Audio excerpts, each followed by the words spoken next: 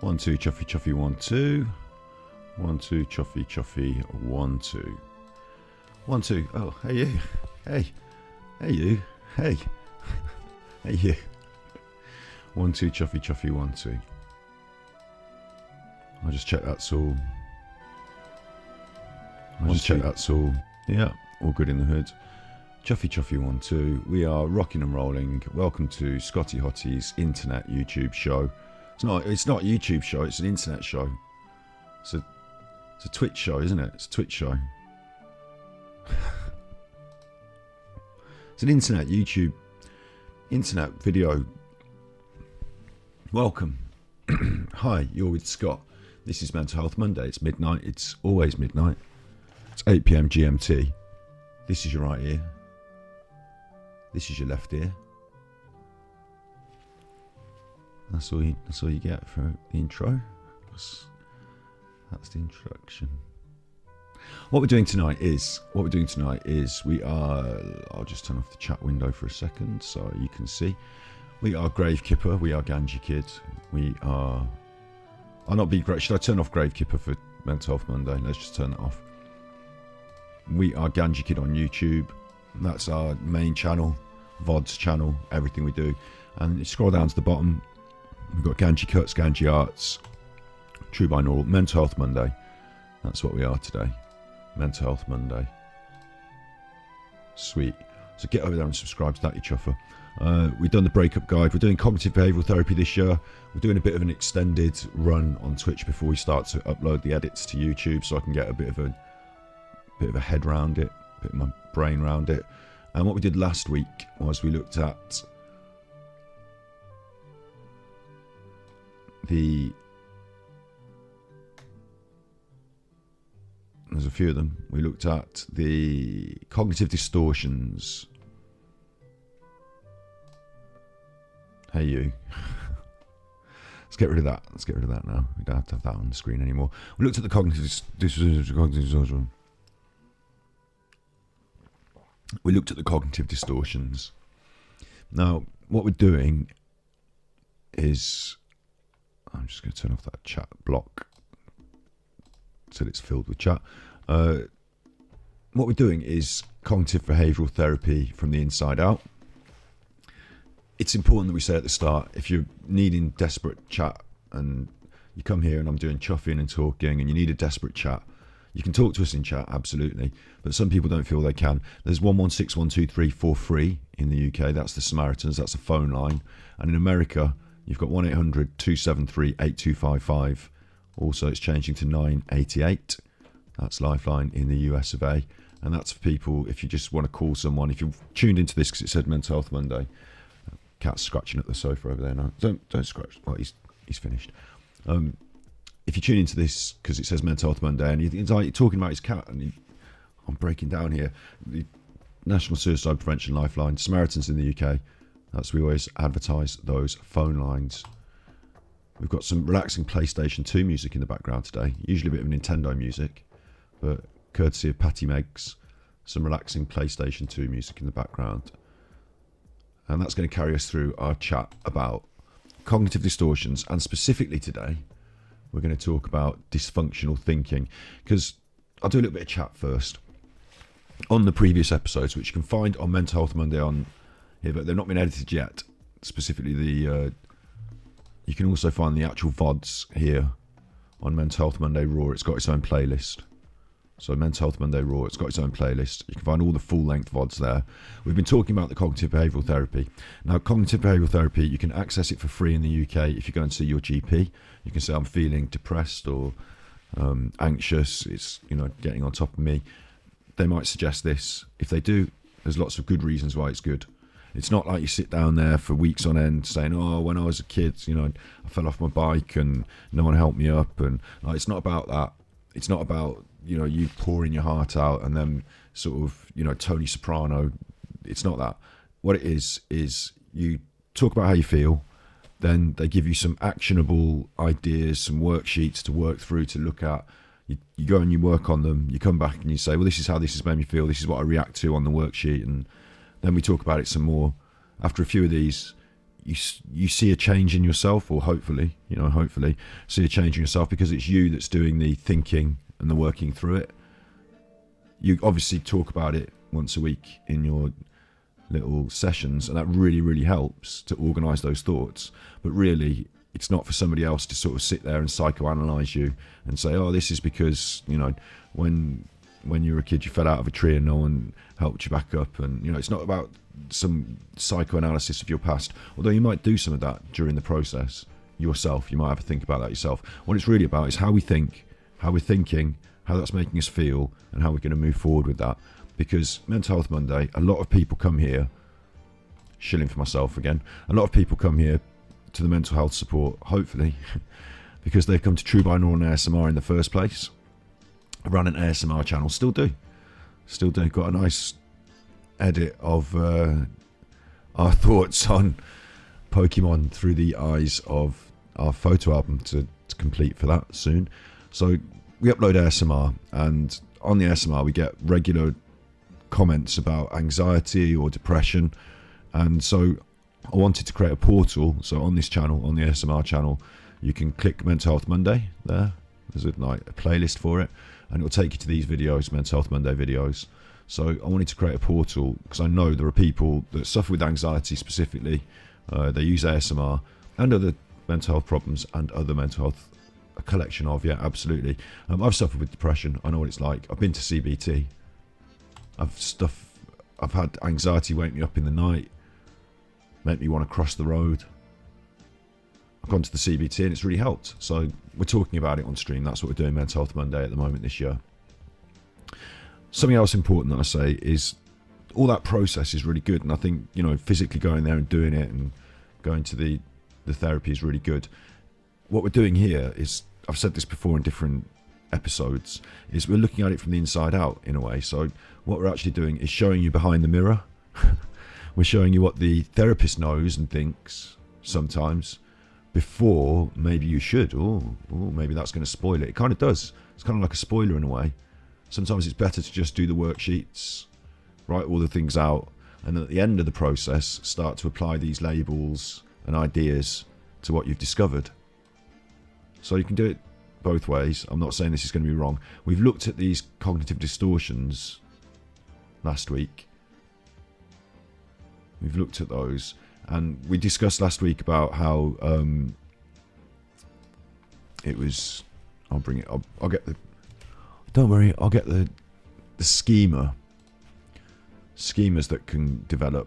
So the week before we did cognitive distortions, or the week before that we did cognitive distortions. Then we looked at the schema that can develop because of lack of needs. This is actually saying, like, when you were young, maybe some of your needs weren't met, specifically psychological needs really, but maybe other needs. And you end up with, most of us, many of us have, there's like 18 different ideas here that could sort of change the way you think about life or see life. I'm just going to pick one random one out here. Failure. The belief that one has failed, will inevitably fail, or is fundamentally inadequate relative to one's peers in areas of achievement, school, career, sports, etc. This often involves beliefs that one is stupid, inept, untalented, ignorant, lower in status, less successful than others. Failure. I'm a failure. It's, that's a concept that could have been born from our childhoods, could have been born from our lives, the way they've gone, and we end up with these cognitive distortions. They play out through these schemas, so we see the world through a sort of prism. Like, for example, in that one, failure. If you think I'm a failure, if when you were young, you got this idea in your head, and it became something that plays out, it might be that, I don't know, you're going for a promotion at work. Just taking this one at random. You're going for a promotion at work, and two of you are going to talk to the boss about your opportunities, and you go and sit there and you go, I don't think I'm going to get this, and maybe the other person's going to be better than me, and you do all this thinking, and it makes you feel anxious and on edge. And when you go and actually present your case, you're anxious and on edge, and you don't appear to be the successful applicant before you've even started. You end up failing. You self prophecy that we can get in all these tangled webs, can't we? And that's a cognitive distortion it can lead through to. For example, personalization, always assuming self-responsible. You might fail that job interview, that promotion opportunity, and then you might say, look, that's always me. I'm always responsible. I always F things up, so no wonder I'm a failure. It's part of a cognitive distortion. We talked about those in the past. So what we're going to go on to look at now is how we can actually play this from the other side. We're going to use some of these tools, and I'm not going to show you and discuss all exactly the ins and outs of the therapy tools. They're all different for different people, but they all work similarly in different ways. One important one, the first one here they put, is journaling though. Journaling is a way to gather about one's moods and thoughts. A journal can include the time or the thought, the source of it, the extent of the intensity and how we reacted. The technique helps us to identify our thought patterns and emotional tendencies, describe them, change, adapt or cope with them. And that's what we want, isn't it? We want to change, adapt or cope with our thought processes. We've all come to this, you come to this if you're anxious. I've got anxiety. I get anxiety. It stops me from doing X, Y, Z. I don't go and, the parties at the busy place, and I don't want to go and, the COVID, people are out without their masks on now, and it's a different world now again. After such a dramatic shift where we all had to wear masks and stay in, now it's a dramatic shift where maybe people feel they don't. How do you cope with these? Our anxieties hold us back from coping with these things in the first place. We just opt out in ways. Just talking about anxiety specifically there. So what we really want, if we're coming to a therapy, if you're waking up in the middle of the night with anxiety, if you're unable to sleep, if you're having panic attacks, if you decide you feel anxious about driving or meeting people or whatever it is, we are looking for a way to change, adapt or cope with that, isn't it? The best case scenario, and often the first thing they'd ask in a therapeutic course is, what do you want to achieve out of this? What do you want to get out of this? Why are you here? And for most of us, it would be this thing that's holding me back, this thing that's making me depressed, or maybe I don't know why I'm depressed, but this anxiety, I want to get rid of that, mate. I want to be able to do X, Y, Z without feeling X, Y, Z, So this is a good thing if this is going to help us, journaling. Simple thing as well, writing stuff down. Unraveling the cognitive distortions is the primary goal. And it can be practiced. It says here, look, it can be practiced without the help of a therapist. Now I'm here helping you. So if you're doing this on your own with your worksheets, the way, if you're working through it, you can always come to chat and say, I've been writing this down. I've got a couple of questions. Can you help me try and work it out? You must first become aware of the distortions in order to unravel them. Fair play. That makes sense, doesn't it? Before we know how to fix what's going on, we've got to become aware of it. Now, at first you think, I'm definitely aware of it. I'm definitely aware of it. It's like dominating my day to day. Excuse me while I just turn the panpipe music down a lot. Just want it really quiet in the background. That should be about right, shouldn't it? That's not dominating my voice, is it? 1, 2, check chuffy. 1, 2. That's not dominating my voice, is it? 1, 2, check chuff. No, we're all good. We're all good in the hood. So we want to be able to unravel the cognitive distortions. And it's obvious. After we talked about this for a couple of weeks, I'm starting to find it obvious. I've got this anxiety thing. And normal people, here's another way to look at it. What about other people that, normal people, not like us, normal people, they don't do X, Y, Z, do they? They don't feel this let's pick an anxiety. I'm going to die of a heart attack. Don't want to say it out loud because it makes me feel like it's going to happen more. Let's say that, do other people walk their dog thinking is that just a tightness in my chest where the dog's pulling on the lead? Do other people, no, I get it that other people don't feel that same anxiety. So if I could move into a space where I was like that, where I didn't always used to as well. There's another one. Did I always used to feel this anxiety, or is it something that's changed over the course of my life? Can I go back or forward to a place where I don't? So we can accept that the anxiety could be a cognitive distortion that we want to unravel. If it's not what everyone else is feeling all the time, if it's not what you yourself feel, it's important here as well that a lot of people say, oh, my anxiety, I'm not going to go swimming because I've got my anxiety. But if you say it's my anxiety and internalize that it's part of you, maybe it's not. Maybe it's a cognitive distortion that we can iron out that doesn't have to become your identity. Maybe that's an important part of it. Do you know what I'd say? Yes, that is an important part of it as well. So you've got all these ideas going on. The main thing here, cognitive restructuring is what's going to happen after we've worked through a few things. A new way of thinking, moving into the future. But first of all, we're going to unravel some things. We're going to use journaling to do that.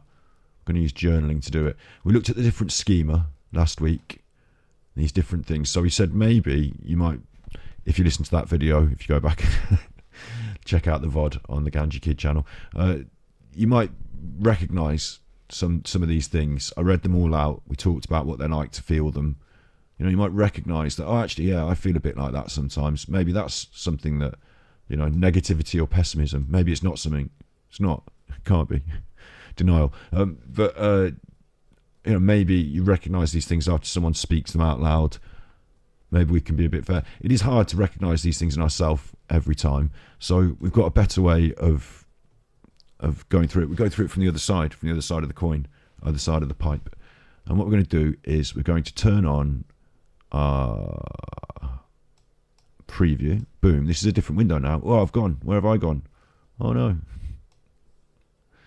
Where have I gone? I'll have me back, please. Thank you very much. So on this, and I'll give you of course, in the videos, I will make sure to put all the links, and I'll give you this. That's the big link for the main. Oh no, it's not. Sorry, excuse me. That's the wrong one. This one. This is the big link. Copy. I'm letting you see through. You can see through the veil here. Therapist giving you the worksheets. This is the big link for the main. What would you call it? The main drop page. It talks about all the stuff, and it's got all the different techniques and all the different worksheets on it as links. They're all in PDFs, and you can download them. So that's in chat, and I'll just put it on the screen there for a minute. I mean, if you want to pause that and write that chuffer down, it's positivepsychology.com. Cognitive behavioural therapy techniques, 25 worksheets, something like that. Boom. So this one specifically now, and now I've got like a bajillion windows, bearing in mind, so just give me a second.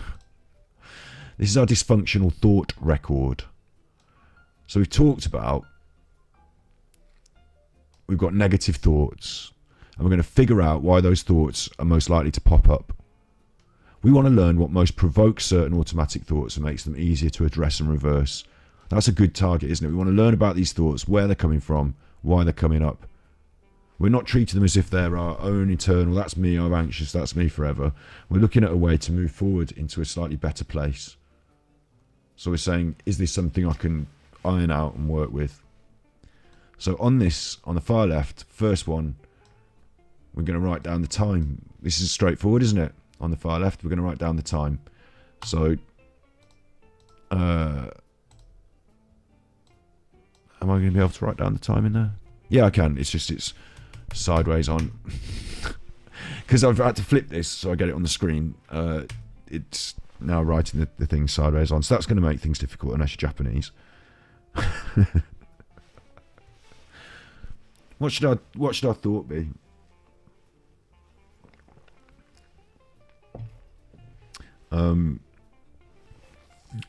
What should I thought be? I've got a couple, because I've had anxieties, and this is a good one, because I used to have this dog that would bite people, and I'd be anxious that not only would the dog bite people, but that they would, like, in some way come over to remonstrate with me, and that the dog would bite them.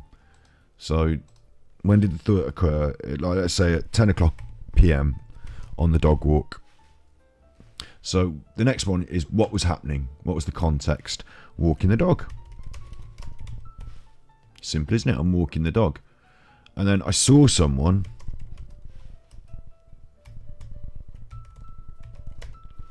And like that set me off a bit because I saw them describe the thought, the rate, how much I believe it. So the thought was they will, and because I always used to cross the road if I saw someone coming, because I was just worried two things: one, the dog would bite them, but also that they would have some sort, like, it was part of anxiety. It was just pure anxiety that like that they would in some way come and remonstrate with me and like want to attack me for some reason. Let's say they will remonstrate.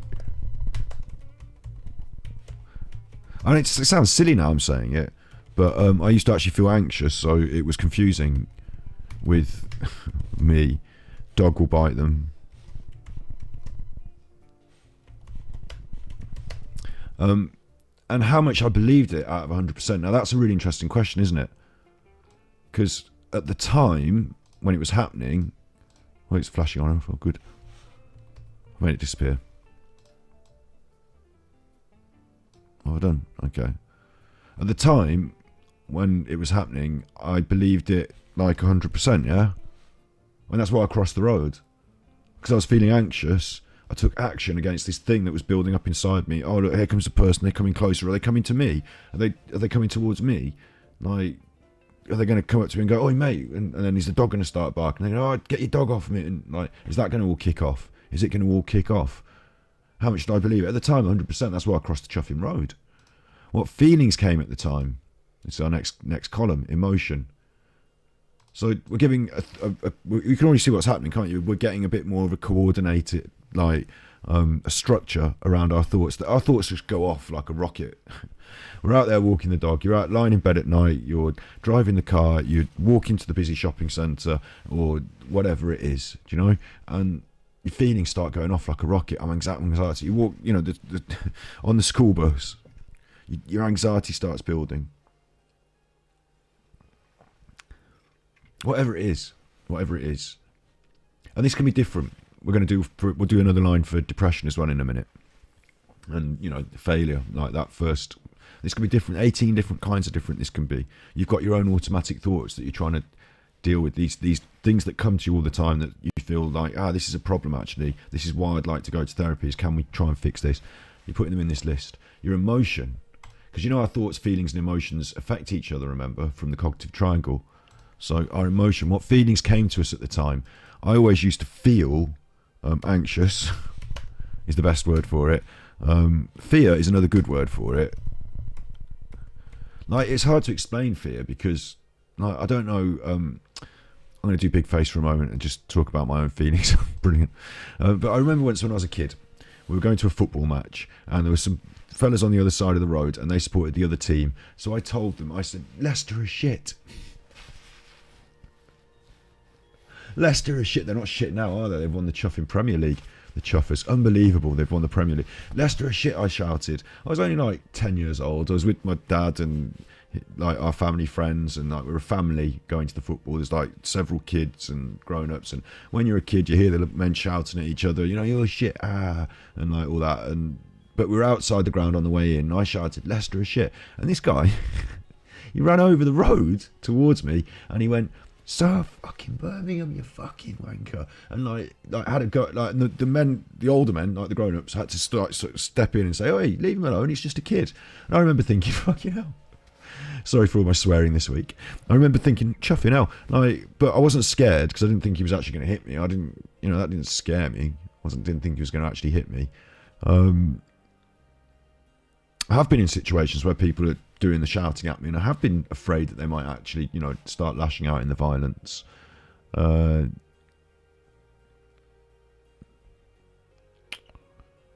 Yeah, like I just different, exactly the same thing. Someone shouted at me in my face, but just different responses based on how I was feeling, what was going on at the time, the day, whatever. It's interesting, isn't it? Yeah, I don't know how I sort of got onto that really. What feelings came? Anxious. Oh yeah, that fear. Yeah, fear. So fear is a funny thing.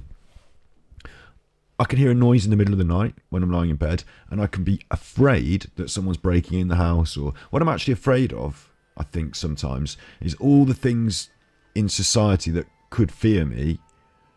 Like my imagination sort of saying, "Oh, that's it now. That's happening now. Burglars are coming in.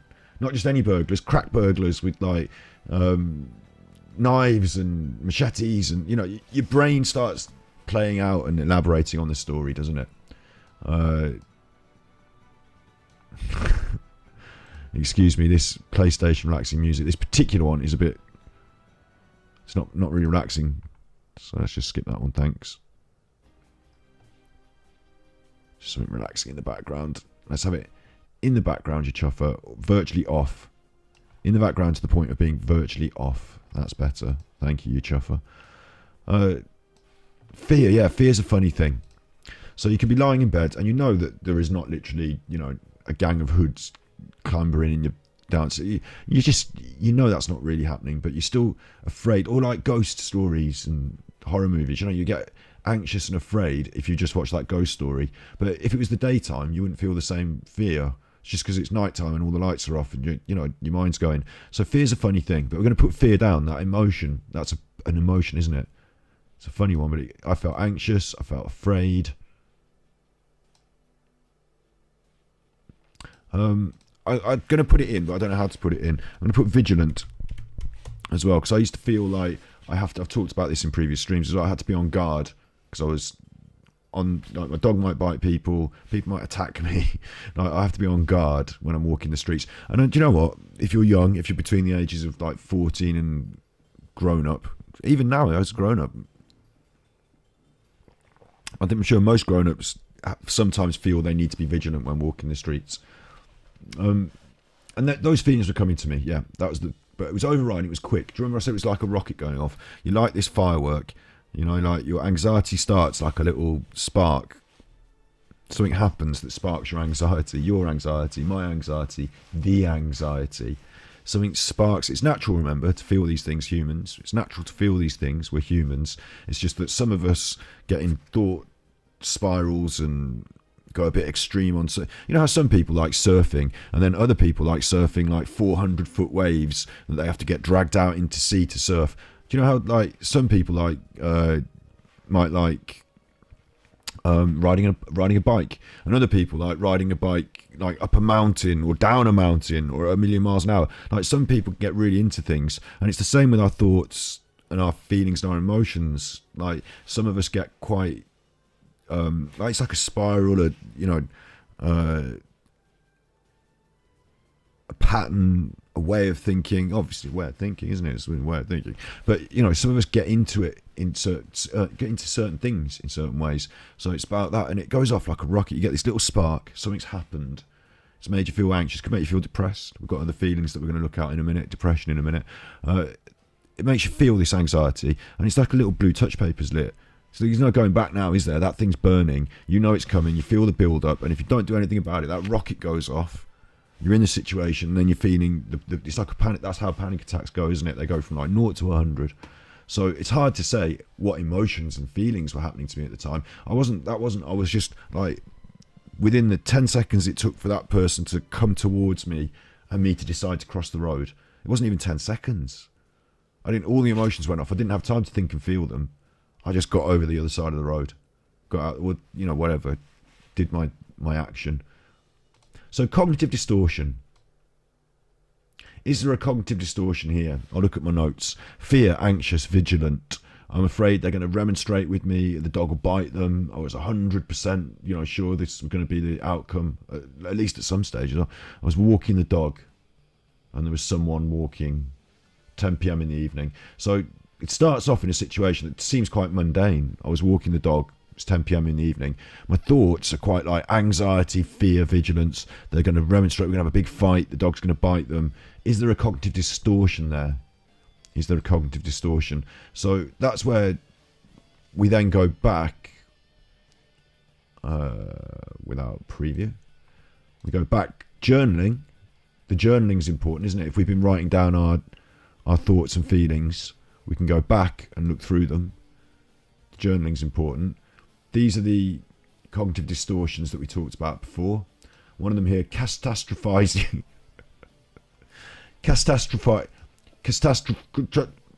This distortion involves expecting the worst will happen. Yeah, that sounds quite right, doesn't it? I was walking the dog and I was expecting it to end up in a street fight with knives and biting dogs and what have you. So yeah, maybe it's catastrophizing.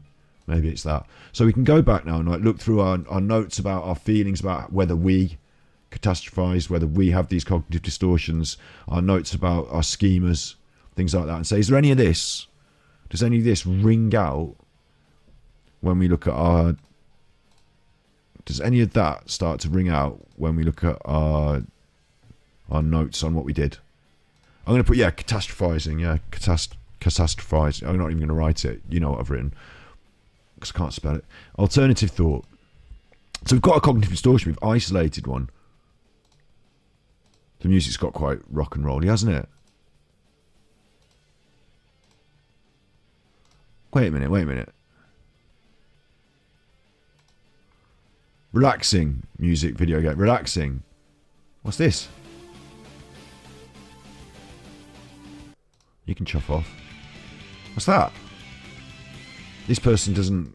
Sorry, Patty Megs. Sorry, but the definition of relaxing, mate, has not been met. Good grammar and spell. It's not been met. The definition has not been met. So have a bit of that instead. Just a nice bit of nostalgic relaxing. Relaxing, please. Lucid Rhythms, Ridge Racer. That doesn't seem like it's going to be. Lucid Rhythms, Ridge Racer. We'll give it a go. Going back to class, thank you very much.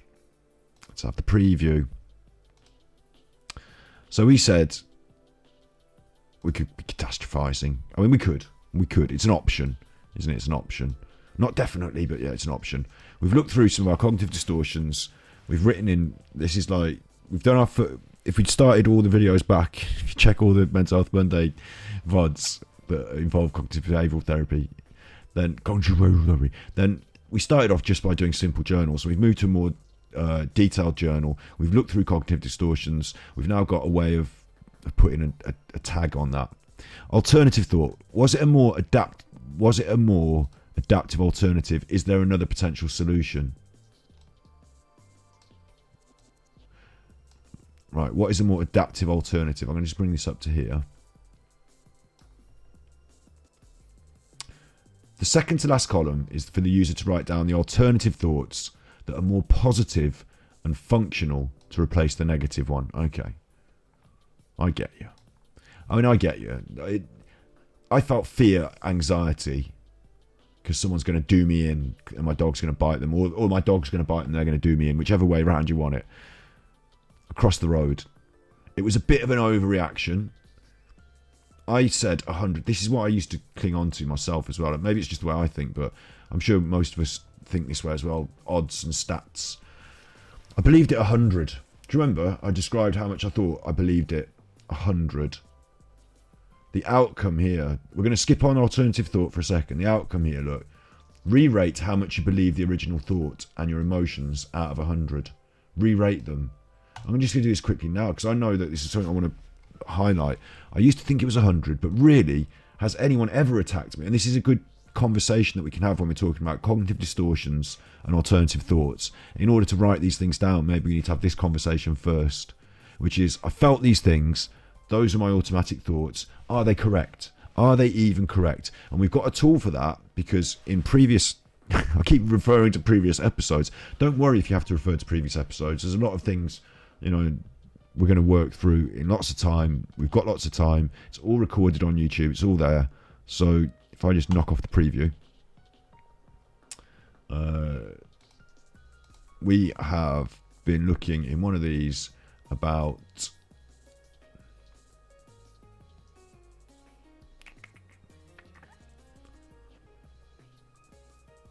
Well, I'm going right down the bottom there now. I've missed it. One of these was about testing your beliefs, and it was... I'm looking for the earlier one. Fact checking. That's it. A fact checking worksheet. It's pretty straightforward, this one. We did it in a previous broadcast. Fact checking. I'm dumb. Is that a fact or an opinion? I'm not asking you whether you're dumb. I'm asking you whether I'm dumb and whether that's a fact or an opinion. You might say it's a fact. It might well be a fact. You know, it might be based on how much brain power I can pump out into an exam format. Or it might be that dumb people who can't do exam formats and might not even know all the correct grammarlies actually do some quite smart things. You know, who knows who's dumb? By what measure of dumb do you want to grade me? Well, it's a fact or it's an opinion. It's up to you. It's up to you. I'm unattractive. Now, you. Talking about me, remember? It's all about me. It's not about you. It's all about me. No, you can do this for yourself, of course. I'm unattractive. Is that a fact or an opinion? Well, it's definitely not a fact, is it? Because I'm lovely. Everyone's attractiveness is objective, isn't it? We all know that. It's all an opinion. It's all an opinion. If those chuffers on the Undateables can get a date, it's all an opinion. I failed the exam. Yeah, I did. Yeah, you know that's a fact. I've got no friends. Well, I don't know. What counts as a friend? Is that an opinion? Or is it a fact? It's not a fact for me. It could be a fact if I've got no friends. Or it could, how do you define a friend? Maybe that's your opinion that you've got no friends. Maybe your friends think they're your friends. Or maybe you don't think they're your friends. I don't know. It's confusing. Nobody likes me. Is that a fact or an opinion? It might be your opinion, but that doesn't make it a fact, does it? Because you can't speak for everyone. So we go through this fact finding. Is it a fact or an opinion? Is it a real, on the ground, put it into stats, I am single, fact? I will be single forever. Well, I can't determine that with stats and rules and logarithms. I don't know if I'm going to be single forever. If you tell me I am, that's your opinion. So you see how we do that? Yeah? Nice and straightforward, isn't it? That's nice and straightforward. And we're doing that because, well, don't jump ahead, you naughty. We're doing that because on our dysfunctional thought record, which is this one, we can now look at the cognitive distortions. We're looking at the automatic thoughts. Those automatic thoughts, they're going to attack me. I feel anxious. I'm going to die. Whatever. The dog's going to bite them. It was 100% real in my mind. I was prepared to cross the road. And the feelings that came at the time were 100%. How intense were they? Asked me to rate them 100. Like, they were really intense feelings. I felt like I was going to die, you know, big feelings. Were they facts? No, definitely not facts. Did it ever happen? No. This is another question that I like to ask in these situations. Certainly with the anxiety ones as well. A lot of the anxiety ones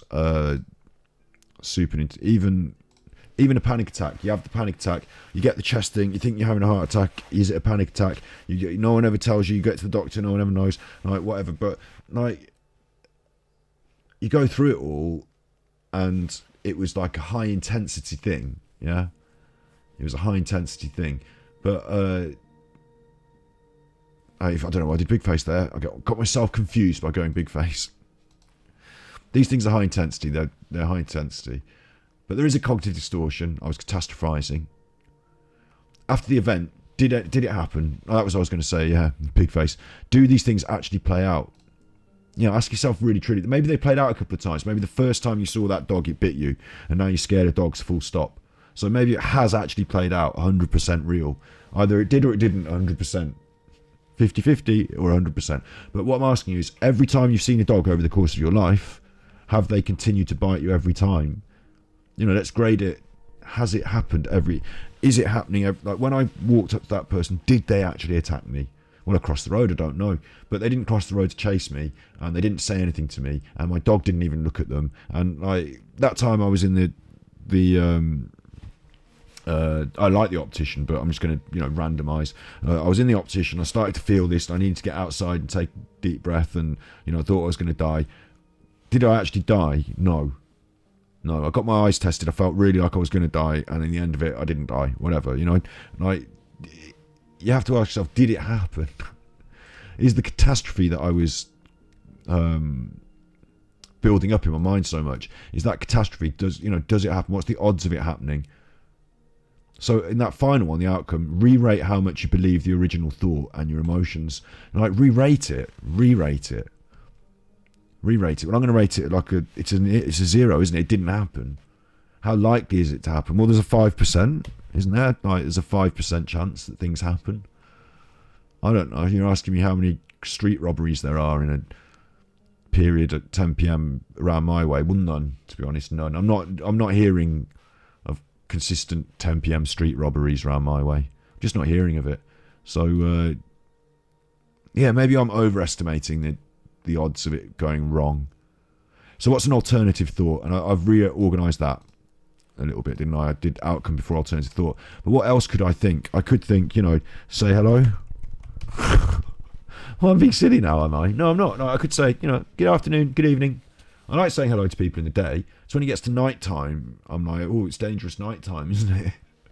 Don't say hello to people when I'm walking at night time. I could just say, you're right. Maybe that's bringing it on, inviting it on when people are drunk. I don't know. So maybe I don't. Maybe an alternative thought, though, an alternative solution is to not worry as much. What? That's easy, isn't it?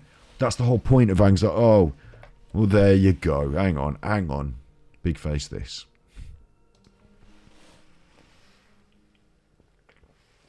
He's drinking that horrible cola again. Look, big face this. You can't just tell someone who's worried not to worry. Don't be ridiculous. Just don't worry. That's not what it is. It's about me realising that I have been worrying when I didn't need to, because my body's natural reaction to threat, to difficulty, is to try and overthink a solution to a problem. Another good example to this is you might not have enough money at the end of the month, and you might have the bills coming up to pay. You might not have done your homework, and it's like handing in day tomorrow. You might lie awake all night thinking of ways you could try and make extra money, or ways you can try and get this thing done. And instead of actually getting to sleep and being effective the next day, lie awake all night just trying to work something out, trying to think of a way. And then you can't think of a way because you can't just think your way out of all the problems. You're not some supercomputer. So you end up just thinking in a big circle, and you end up not getting anything done the next day, and you actually needed to be effective. And so it wasn't useful to go on that that circular thought train, but you did anyway because you're human. That's what happens. In the past, as a caveman, it might have been that you did work out how to catch your dinner, or I say catch, it's not hard to catch a carrot, is it? It's not hard to catch a nut. So, but vegan, I eat food that doesn't run away of its own accord for its own volition, so it doesn't try and I eat food that doesn't have an impulse to stay alive. Look, anyway, the point is that we have these thought problems because the way the world is now is not exactly designed to be fixed with our spongy little brains, but we have lots of problems, and so our brains sort of say, well, let me have that, let me have a good think on that, go on, you give me a good think on that, that's what I'm for. You don't need sleep, you need me thinking. Let's have a good go at the old thinking. No, I'm not going to help you when it comes to the bottom line. No, I'm going to make it worse for you by throwing up all these ideas that you didn't know were going to be difficult. Well, now that, in survival terms, you might have helped you in the woods, but now in modern life, it's just going to make you okay. We know about all that now, don't we? We know about all that. So, going back on the web browser, what's an alternative thought? I could not worry as much. I know, but you're not allowed to say that, but we've got techniques, haven't we? We've got mindfulness. We've got our breathing. We've got our grounding. We've also got things like the worry tree. And see, I'm listing things that are too big to fit in there now. There are actually a lot of things to help us not worry, to help us deal with the worry by distraction quite often. The worry tree, remember, it says, can you do something about it? And my answer to that was yes, I can cross the road. So I did. But there's something else I can do about it, which is to distract myself. To say, look, I'm going to walk past this person. The more I look at them, the more I'm tensing up with the dog lead, the more the dog's getting tense. The more I look at it, the more it's building up in me. I'm just going to focus on one step at a time, one breath at a time, the feel of the lead in my hands. And by the time I've thought this through and talked it through, we've walked past each other. And it's happened, and it wasn't that bad. And yeah, the anxiety built up. But now I'm going to let it dissipate, because everything's waves. Everything comes in waves, in a big wave of anxiety, and then let that dissipate. Everything goes in waves. Let it dissolve. Carry on with the walk. That's an alternative thought, isn't it? It's an alternative option. It's not really my chosen. I'd rather not have to face down and go through the thing. But that's because I rated it 100 at the time. And now I can see it on the list. That's because At the time that firework goes off, I can't control it at the time. But afterwards, I look at it and I say, well, that's a mistake I'm making, is it? I'm not bad, not wrong for making a human mistake, but my brain has not reasoned that out completely properly. Sometimes things happen quickly. You got to do all the maths all at once. I don't know. I made an error in my judgment, and that caused me to feel all this stuff. But on the outcome, I rate it a 5. A 5, don't I? I don't believe in it. I'm not going to stand by it and say that every person that I walk past in the street will attack me. I should feel anxious. Actually, when I'm talking about it, it was a distortion. My alternative thoughts could be better. So now, when I go out and walk past somebody, do I feel different? And you know what? Actually, yeah, I do. Yeah, I do. And if I don't, I've got a choice that I've pre-made on how to make it better. Can always bail, can always cross the road. I don't have to, if it builds up too much, I can cross the road, whatever. But at the time, I didn't have any of this perspective, did I? I just had, I'm walking the dog and I feel anxious. And then I get home because, you finish off your walk and then you say, oh, glad I don't have to do that for the rest of the evening. And then you do it again the next day. Welcome to the world of anxiety.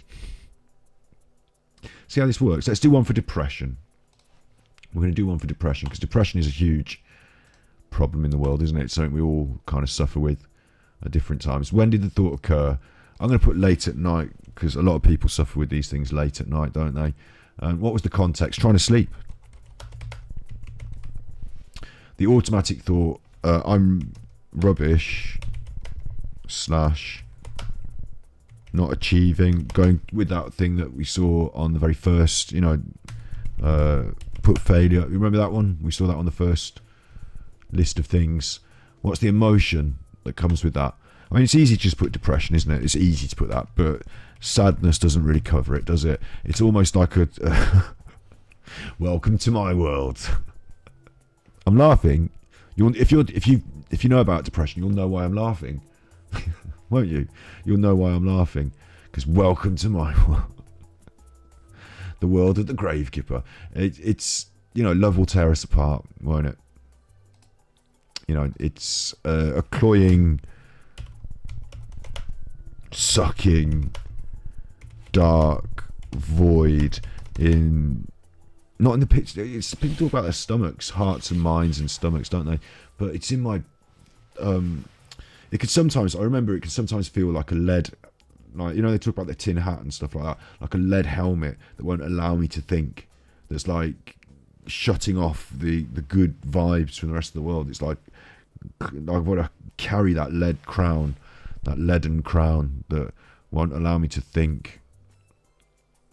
It's anger and it's vitriolic as well, isn't it? But in that dead of night, it's absent of all those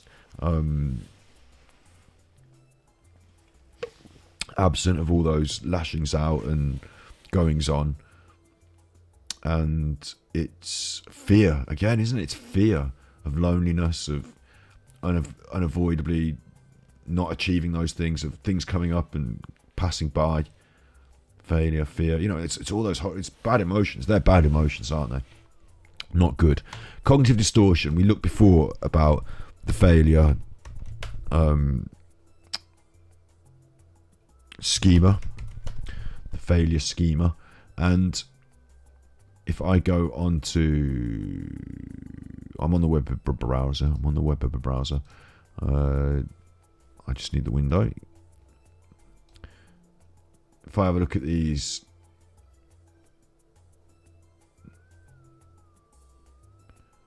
cognitive distortions, we're catastrophizing.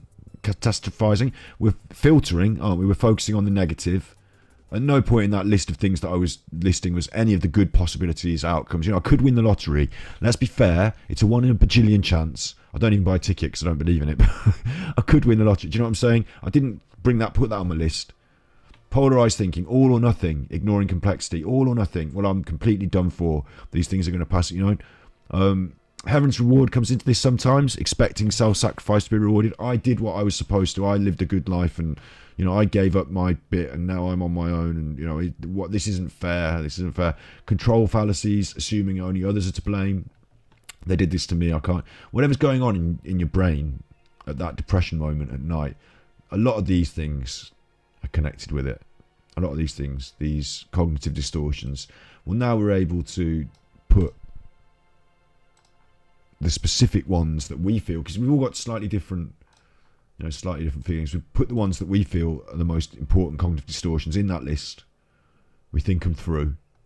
Maybe in the dead of night, when you're trying to sleep, instead of just going over and over the things that make you feel bad and the inescapability of it all, maybe you could think about these cognitive distortions and whether it fits into any of those, because you might as well, if you're thinking about these things, it might be good to have a box to put them in, instead of that dark box at the back of my mind that keeps coming out every evening. Do you know what I'm saying, though? It might be just, it's worth doing. I'm telling you it is.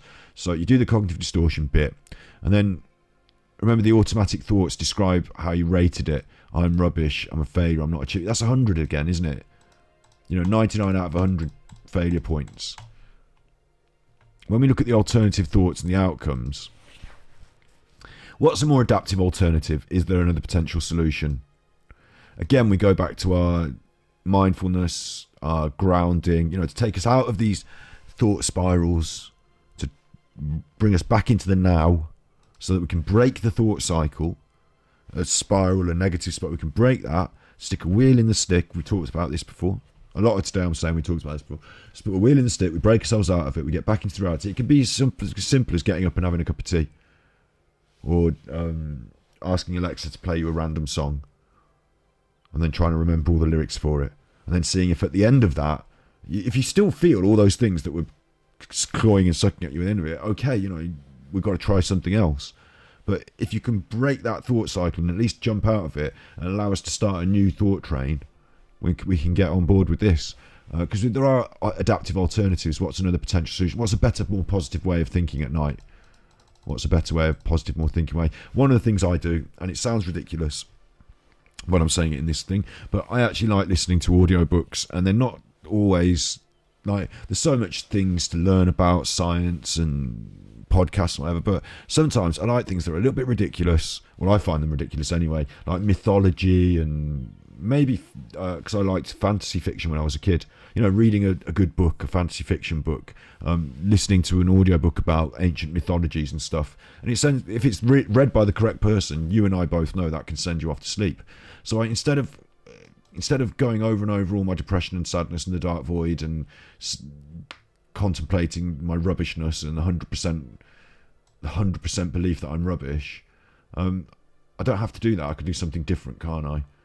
So now I can re-rate how much I believe the original thought, and maybe in the cold light of day I don't think as negatively about my rubbishness as I did when I was in that thought spiral. Maybe if you actually made me list some of my good bits, your highlight reel, or the things you enjoy, or some things that you want to enjoy and get good at, or whatever. Maybe it doesn't have to all be 100% rubbish, does it? And I'm going to say this as well in full seriousness now, big face. A lot of people are playing Elden Ring at the moment. I'm not. I should be. I'm on Twitch, but and I'm looking forward to it one day. It looks like a really good game that I'm going to look forward to one day, but I don't really have the time right now. So anyway, it can really make you feel bad, can't it? If you get beaten up by the bosses, it can really make you feel bad. Oh, I can't even do this. I'm never going to be able to play this game. But we all know from Dark Souls that being able to go through it, being able to put it down for 6 weeks, go and eat some fruit, run in the woods, feel mentally healthy again before you pick it up, then go through it again for another 6 weeks. Being able to, but eventually you do get there, don't you? You get there. And I can look back now and I can say, and this is silly, remember, but it's on the list. Elden Ring around at the moment. I can look back at my Dark Souls character and say, yeah, chuff you, I achieved that. I did. I haven't beaten the full, because the DLC's so tough, but I did beat Dark Souls. Well, I'm rubbish, aren't I? I'm not achieving anything. I'm a failure at everything. Well, I could beat Dark Souls. Not everyone done that. It's ridiculous. You can't put that on your CV. You're ridiculous. Get out and Go downstairs and have a cup of tea and reevaluate your life. But what I'm saying is that at least I found something good. Find something else good. I taught a dog all the tricks. What are you on about?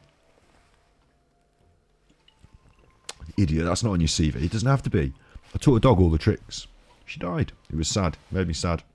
But, you know, I was a good dog trainer. And that requires patience.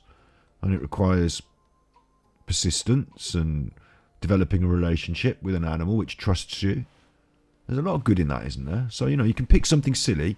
Dark Souls required patience and persistence. And, you know, maybe I have got those qualities that I'm telling myself I'm not even able to achieve things. But, you know, maybe in other ways I wasn't looking at the achievement. So now there's an alternative thought, isn't it? Focusing on the positive. Oh, just focus on the positive. But you see how we're able to actually do it through a process of structure. It's not just saying, you're thinking all those bad things again, stop it and think about good things. But we've got a schema holding us back, a cognitive distortion. And now we've got a tool to stop the wheel. It's like it's like a projector over our lives that's playing. We can stop the video. We can stop the DVD. It's the stream. And we can stop that. We can say, oh no, wait, I'm going to think about it differently. Now I'm going to re-rate it. How much do I believe the original thought? I mean, I could still say 90%, 50%, 80%. In the early days, I'm still going to, for depression, certainly, you're not going to just go and make a cup of tea and think about it differently and then go to bed and say, well, now I'm fixed. 90% down to 10. But actually, even that, from 100 to 78, is a big swing. It's a big swing. Even if it's only a couple of percent, it's a move in the right direction, isn't it? And then how many nights do you have to, you know, practice your thinking? Because your thinking before, my thinking before, our thinking before was going through this groove. It was wearing down this groove. It was doing this thing over and over, and it was quite good at it because, you know, it's like going to the gym and pressing weights. It got really good at this thought process. And now we're saying, put those weights down, leave that alone, go on the running machine. And it's like, I'm not very good at the running machine. God, that's puffed me out with all my big muscles. I want to go and have a panic in the corner again, please, where I feel comfortable. You're like, no, we're not doing that. Back on the running machine. It's like, God, it's tough, but, you know, if we do this again tomorrow, it might be a little bit better. Do you know what I'm saying? The more you do it, you repeat this dysfunctional thought record, fill it out for a week, for 2 weeks. Leave it for a bit. Work on your life. Come back again. Fill it out again. At the end of it, your outcomes, the re-rating your emotions, should help you through the process of doing it, through journaling, to see change. You know, hopefully we can see a change. And that's all we're looking for, is just a change. It doesn't have to be 100% down to 5%. It doesn't have to be, like, it just needs to be some change, doesn't it? Because before, we came to this whole thing and said, what we need to do is to change the way we're thinking and feeling, because that's a problem for us. We've got anxieties, we've got depressions. We need to change the way we're thinking and feeling. If you could help me by, you know, giving me a magic tablet that just made my, you know, I'm not talking about antidepressants now, which can absolutely help you get through difficult times, but can also be very difficult to deal with on their own merit. And sometimes you need to find a balance of what's right for you by experimenting with things that might not be right for you, sadly. You know, until you take those tablets, you don't know exactly whether it's going to be the one that works for you, or you're going to say, oh, actually, no, this is not really for me. A bit like a changing diet. Go vegan. But, you know, or a bit like a different sport. You might think, I want to do weightlifting, I want to do running. They're very different. You try them and you say, oh, turns out I don't like either. I'm a bit of a rower, you know, whatever. But until you start doing these things, you don't know. So if the doctor offers you antidepressants, it can be that it's a good thing. It's also acceptable for you to say, I've been trying them for a week or two, maybe 3 or 4 weeks. Let them, you know, see how it makes you feel. See how it makes you feel differently. Because sometimes they need to work over a bit of a period of time. It's okay to say, not for me. It's also okay to say, you know what, can we try something different? Because one antidepressant isn't all antidepressants. So maybe can we try something different and see what the doctor says? Those sort of questions should always be raised. But certainly under a doctor's, you know, careful guidance, they're not going to give you something that's going to make you feel terrible. And if it does, you absolutely within your, you know, boundaries to say, absolutely not for me now. No more of that. It's quite fine. I got myself distracted. But the reason is because we know that there's something that's making us feel bad. It might be the rest of the world's wrong and we feel bad. Ultimately, I don't want to feel bad anymore. Can we stop me from feeling so bad? That's the start point. Well, this is all the structure. Thoughts influence our feelings, influences our actions. So we act by doing this, which changes the way we think, and feel, which alternately changes the way we feel and think. Seems pretty heavy, but it's actually not that, is it? It's not that heavy. It's like a few crosses and a few boxes. We build it up from simple concepts. This is an extended case formulation. What? They're big words, aren't they? Forget that. It's what we've just been doing. It's the same sort of thing. So the problem, part A. What's going wrong? Feel anxious. Early experiences. Again, you can work through a worksheet like this at the same time in the same week as you're doing that other one. Or you could do it as a separate week. Or you might want to go back to some things and start some things. We come at it from both angles on this. Hello. Come at it from both angles. We come at it from both angles on this thing because I'm letting you see through the veil. I think it's helpful because I'm not able to sit with you week on week and talk it through. I think it's important you see some of these ideas so that you can fit them in as they fit in. So that part A, the problem, anxiety, early experiences. When did you start feeling anxiety? Did you have anything that you recognise in childhood that you recognise? And I say that carefully because you might say, oh, I only started feeling anxious recently. But then when you talk about it for a little bit, you might say, do you remember the first time you ever felt anxious? And then you go, oh, I remember when I was a kid and we were doing this. And that was about the same sort of time that this was happening. Oh, actually, I did feel anxious when I was a kid about this. So early experiences might come out with a bit of a chat, maybe to a friend, or here, or whatever. Core beliefs. Remember these things that we actually believe. I'm going to die. We are all going to die at some stage, but I'm going to be afflicted and die, or they're going to attack me, or I'm going to have a pass out, blackout fit, and I can't do this, I can't drive, whatever the core beliefs. That's what's inside of those core beliefs. The conditional assumptions, the rules and the attitudes. This is a bit of a confusing one. Conditional assumptions, rules, attitudes. I'm not certain on this because I'm not, like I said, not the therapist, although I am, because in the UK you can call yourself a therapist without actually being qualified for anything, so I am. But this is like, this will happen if, my conditional assumption is that if I don't cross the road, they will attack me. Or if I don't get out the situation, there's like a rule or an attitude, like maybe coming from me or maybe from society. If this, then that. But they're assumptions, they're not facts, remember. They're not facts. Maladaptive coping strategies. What am I doing to make it better? And assuming it's not working. Remember, assuming it's not working. These could come from these schema. These maladaptive schema, because we're talking about maladaption. If you feel you mistrust people, or that others will abuse you or humiliate you or cheat on you, if you feel that, then maybe you've got like a coping strategy, which is to never hang out with people. Or maybe a different coping strategy in a relationship might be to always know where your partner is at any one time. But we're assuming that's coming from a maladaptive start point. And we're also saying that it's a maladaptive coping strategy because it's not working. That's why we're here in the therapy. My crossing the road has not stopped me from feeling anxious. I still feel anxious every time I see someone walking towards me. My coping strategy is something that I've developed myself. I'm here because it's not working. The positives. The what? The positives. Seems a bit weird, doesn't it? The positives. Any positives? I don't get attacked.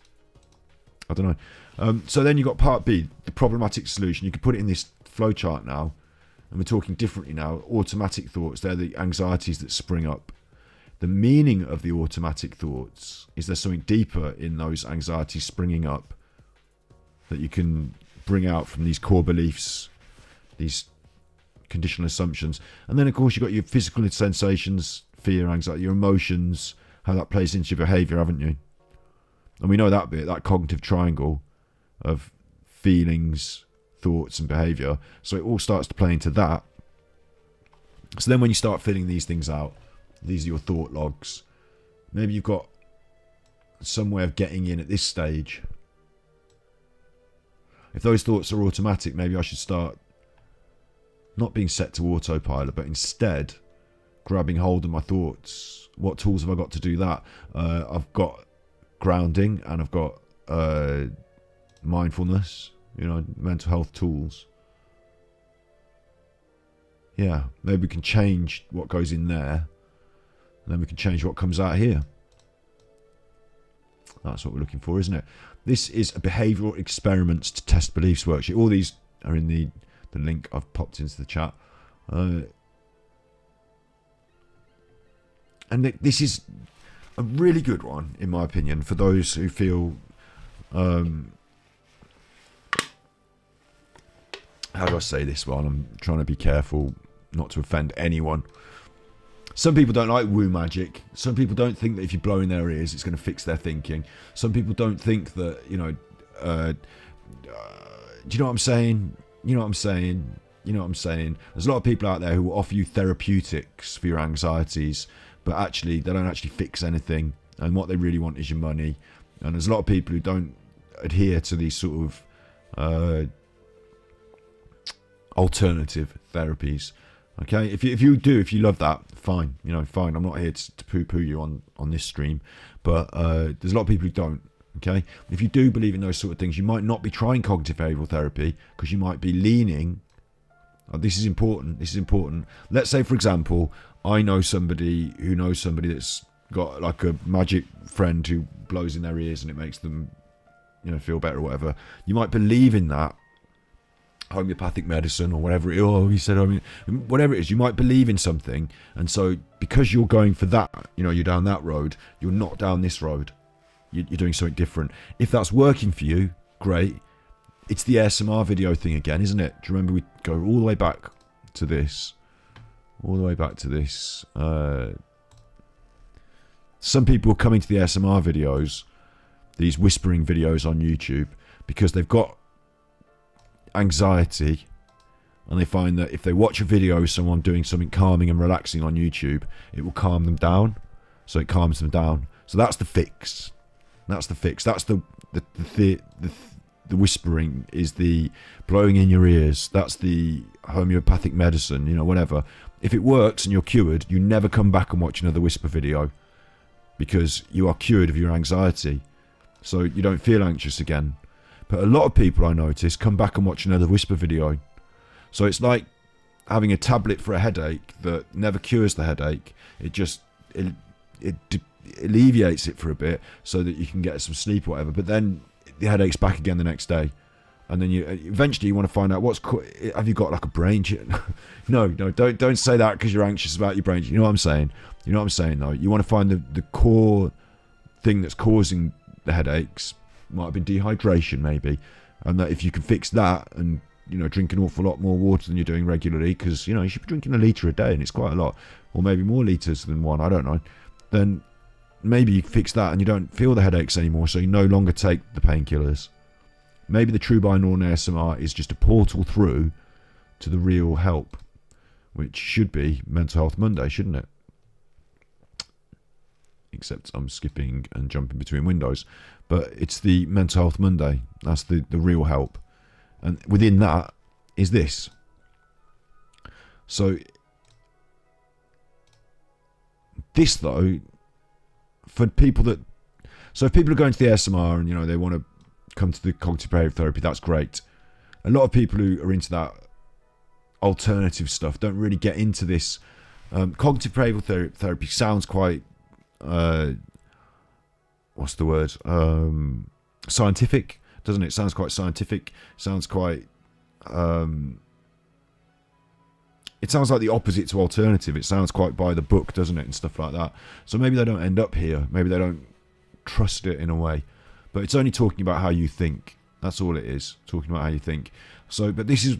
The reason I set this one up with that is because there's a lot of people who go the other way and they are just interested in science and they don't want some talking cure. You're not going to sit in a room for an hour a week and talk to someone about, why I hit my head when I was a kid and that's turned me into an ogre now that I'm grown up. I don't need to do that because it's rubbish. Those sort of people who don't want to talk about their feelings and things because they think it's all just non-scientific hokey pokey. This sort of worksheet, it fits that much more scientific. It's got the word hypothesis in it for a start. But it fits that more scientific thing. It's actually about an experiment. A science experiment. Now this is where we get exciting, isn't it? I should have told you at the start of the broadcast this was going to be coming up. We're an hour in. An experiment, you say? A behavioural experiment?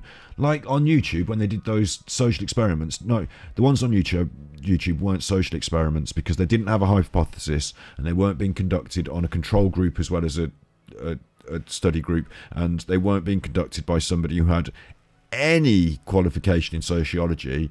I mean, I haven't got a doctorate or a PhD or anything. I did study at university. I don't think it qualifies me to do social experiments, really. But I could do them with at least some background knowledge. I'm just poo-pooing these people now, but, social experiments are not just you messed about and did a prank and called it an experiment. Experiments are by the book. They've got proper science ideas behind them, haven't they? Hypotheses for starts. So this is now we're going to be doing a real behavioural experiment on ourselves. Brilliant. That is actually brilliant, isn't it? It's quite fun. If you're into science and stuff like that, it is actually fun. And it's a simple thing. What is simple? What, you're not going to have to pour any liquids into different coloured beakers and you're not going to get any explosions. No, none of that. We're not Breaking Bad here. What we're doing is just writing things down and thinking. But it's still an experiment, so you can still tick it off your list of being involved in an experiment. Original belief. Failure. Do that one. Believability rating. At the time, 100%. Hypothesis. I'm rubbish, so I fail at life. An alternative belief. Right, now it's got a rating for believability. An alternative belief doesn't have to be, you don't have to believe it yourself. It's an alternative, isn't it? So I'm not rubbish, comma, I'm actually good at. And now life is hard to, stuff. I'll put stuff. At the moment, believability, no, I don't think that. I'm rubbish, so I'm depressed. It's part of the depression. What needs to be in place for you to test your hypothesis and experiment? Oh, right. Well, I need to compete at something. For me, and this is, I'm going to honestly answer this about me now because it's all about me, but because, you can put whatever you want in, it has to be from you, doesn't it? But this is a really good example again. I'm going to use video games. I remember before I played Hearthstone, feeling depressed. I remember playing Hearthstone, seeing there was a ladder in the Hearthstone, like a ranking ladder. I remember playing my first games. Oh, God, I should do a proper full video about it. Do you remember your first Hearthstone games where you thought, ooh, I've just got like this out of a card pack and that's a good card? And like, I was waiting till turn 10 to drop my 10 drop. I can't wait to drop my 10 drop. Not understanding any of the deeper mechanics and getting myself like wiped off. Couldn't get up that leaderboard. Started to learn a bit more though. Started to realise, oh, that's what a deck archetype is. That's why this one is always difficult for me to play against. This is how to build a deck and why just me putting in all my good 10 drops isn't really building a good deck, Started to learn. So that I found something to compete at. I was sat on my own at home editing day to day. It felt like a failure because the editing the big film, well, how do you judge that as a success? Well, if you sell it at the end. So what, 6 months into the edit, how do you judge that as a success? Well, can you watch it? Yeah. Do people say it's brilliant and like, have you sort of, no. So what now? I don't know. Just like, it was hard for me to be able to, it's hard for me to even explain the idea that not being competitive, I sound silly, like playing games of pool at the pub. We was always just for fun, but sometimes I won and sometimes I lost. I didn't get trounced every time. So I didn't feel like a failure at pool in the pub, did I? But if I never played pool, I wouldn't have that feeling. If I never compete at anything, I'm never going to... What needs to be in place for you to test my... Compete at something? For me, Hearthstone was a great example. Compete at Hearthstone. But we could also put, something random like a pool competition at the pub. I don't like I'll put pool comp at snooker club, because I'm not advising you go drinking. Whatever it is, there's some way for me to test my hypothesis. You can put your own things in here.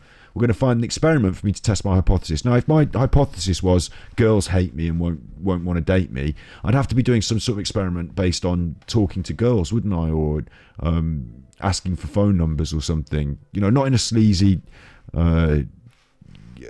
pick-up artist sort of way, but in a or just like, do you know what I'm saying? Or I can't cook. I'd have to be doing a cooking experiment. You see what I'm saying? So because the belief and its hypothesis is all based in depression or anxiety, whatever it is that your thing is, the experiment has to be conducted around that. So bear in mind, this is, might not even be my comfort zone in some ways. Where would I need to go? Let's also put in a quick one here. Anxiety. I can't go. I'm just going to put there. The original belief is that if I go, I'm going to say like the busy shopping centre. Busy shopping. If I go busy shopping, I'll like die or / panic attack / faint. Whatever, this thing will build up. It's intolerable. You know what I'm saying? So if that's the case, the alternative belief would be I'm fine. I know it sounds ridiculous. I'm fine and enjoy shopping. I mean, I don't, but that would be an alternative belief. Yeah, could be, couldn't it? An experiment. I'd say an experiment would be, go shopping. Where would I need to go? Some shops. For Hearthstone, nowhere. I could stay home. But I'd actually need to go online and play it. For the pool, I'd need to go to the pool hall. For the other thing, I need to go to some shops. What would they need to do? / observe. It says they. It should be us. What we need to do is to practice. Right, first one, get good at Hearthstone. Ladder up. Yeah. See the rank. I'd need to see the rank. Hit legend, whatever it was. I need to see it. For the pool thing, I'd need to at least not come last. So I'm not the most rubbish one. Beat somebody. So I don't need to come first to prove that I'm not the best. I don't need to be the best pool player, but I want it was I'm rubbish. I failed at life. So beat somebody or just not fail, I suppose. For the shops thing, it would be I'd need to enter a busy shop and should we say buy something without panic attack. Or a better way to put that would be, even if we did have a panic attack, we could still control ourselves, get a hold of ourselves, get through it. I'll put get through it.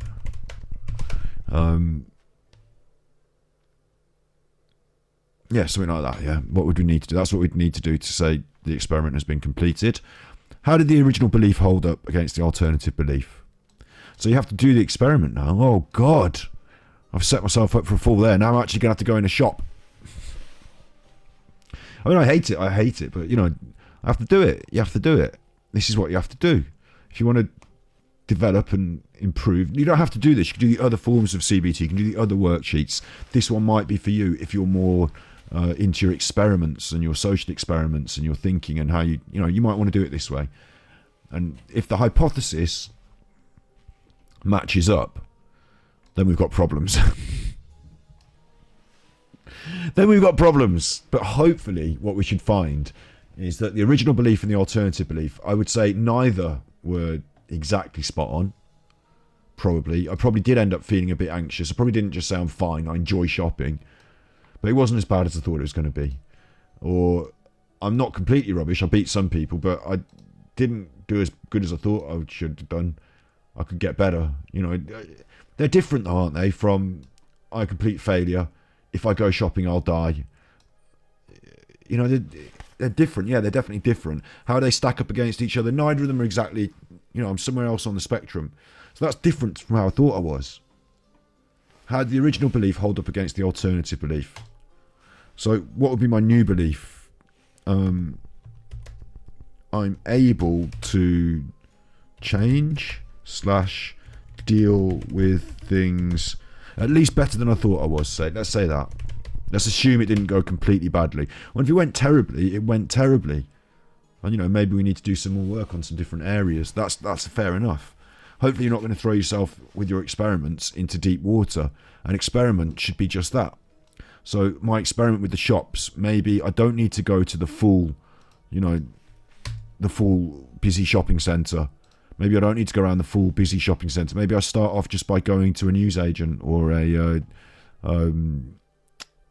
know, a shop on 2 floors instead of a huge shopping. Do you know what I'm saying? You start off with a smaller experiment and move through that maybe. If things are too much too soon, no problem. But hopefully we're going to say we can deal with things better than we thought we could. And this is what's so important. You might not put that. But if it's in any way like that, if you feel that you dealt with it better than you thought you could, then that's important, isn't it? Because it's all about our thinking. What it should hopefully show us is that this believability ratings, you know, how much we believe our beliefs, where our beliefs come from, how we can get involved in changing them through experimentation is the only place we can actually find out if our beliefs are true. And if our experiments show us anything different from what we believed, and you've got to be really careful because this is your beliefs and your beliefs can colour your experiments. So you've got to be really careful to try and be objective about yourself. But maybe we can start to change things. And if we can change our thoughts, then that's our whole thing. Isn't it? If our thoughts don't line up with our perceptions, or our perceptions don't line up with our thoughts, and then we can start to change them, that's the whole thing. I believe. I'm hoping anyway. And honestly, I'm not just hoping. Honestly, I can speak from experience, from lived experience, that simply doing those things massively helped me. So it can help you too. I'm just a normal chuffer, like every other normal chuffer. I'm not some super duper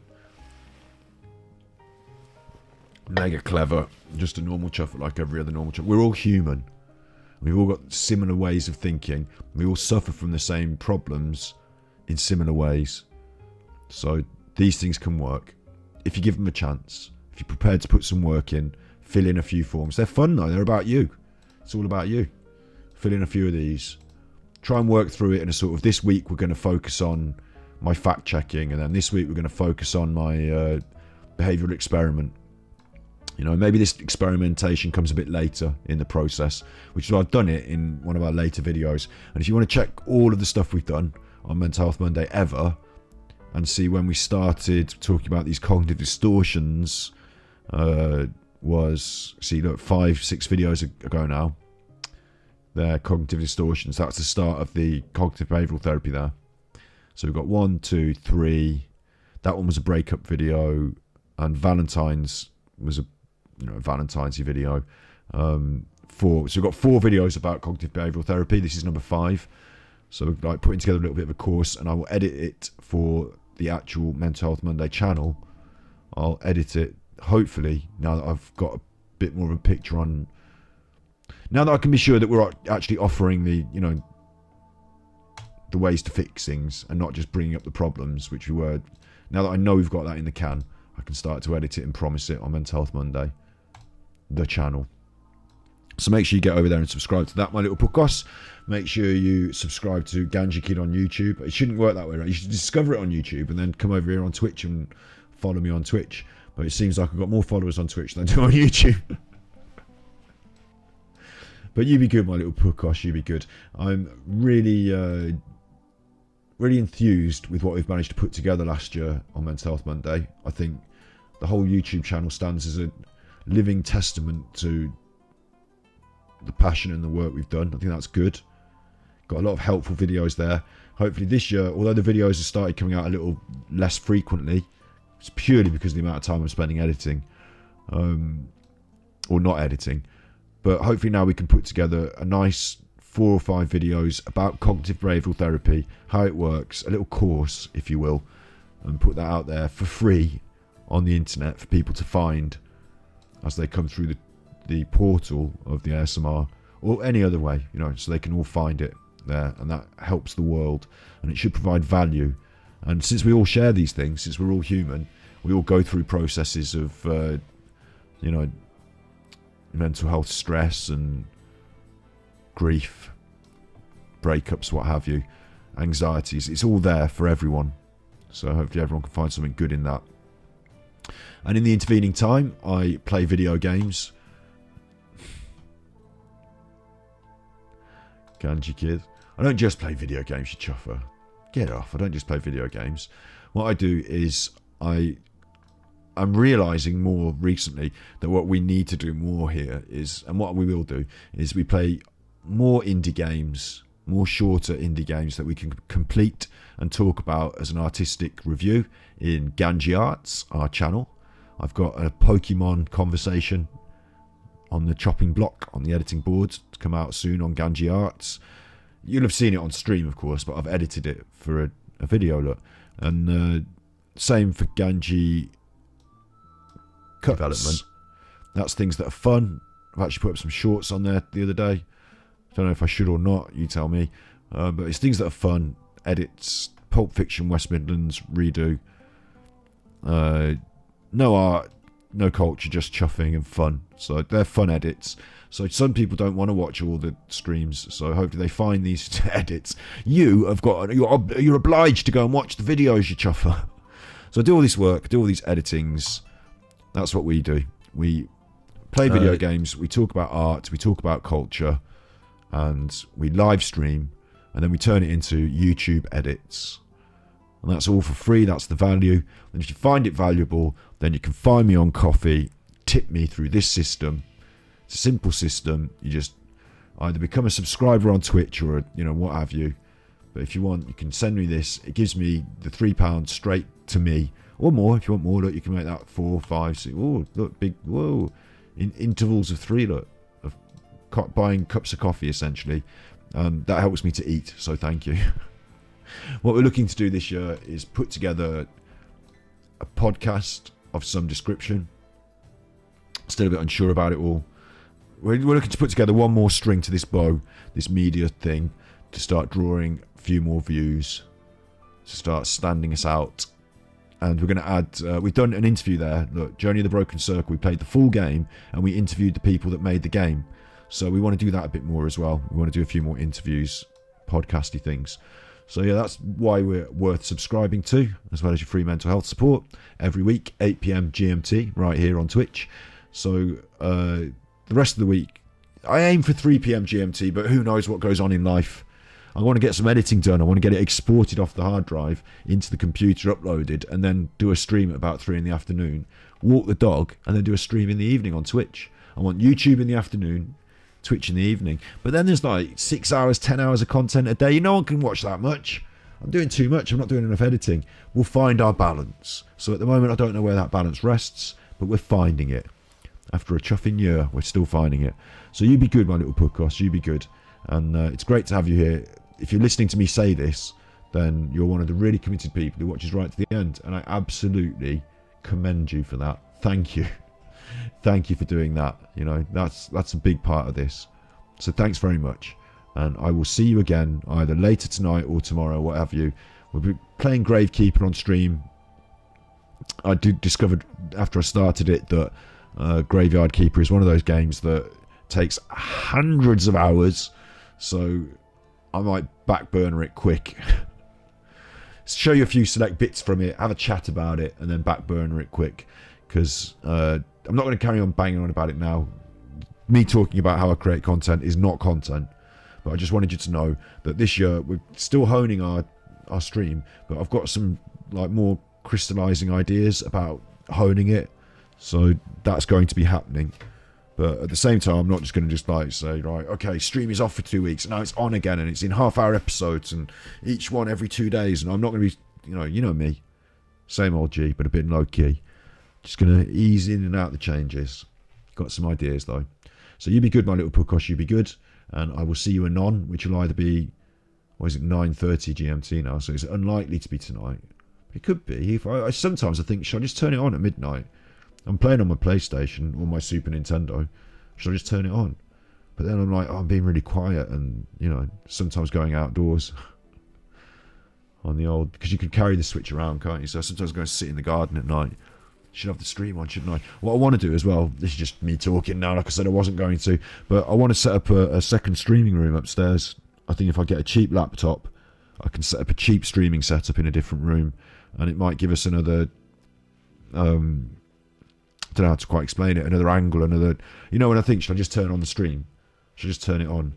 Like, maybe if I was in that other room, I might, I don't quite know how to explain it, but having another angle on it, another view, another set, essentially, but not such a, because this is the room with the stuff, it would just be a much more relaxing room, where I could maybe talk through the night, I don't know. Then I wouldn't be able to edit, would I? If I'm talking through the night, I wouldn't be able to do any editing the next morning. I've done enough talking.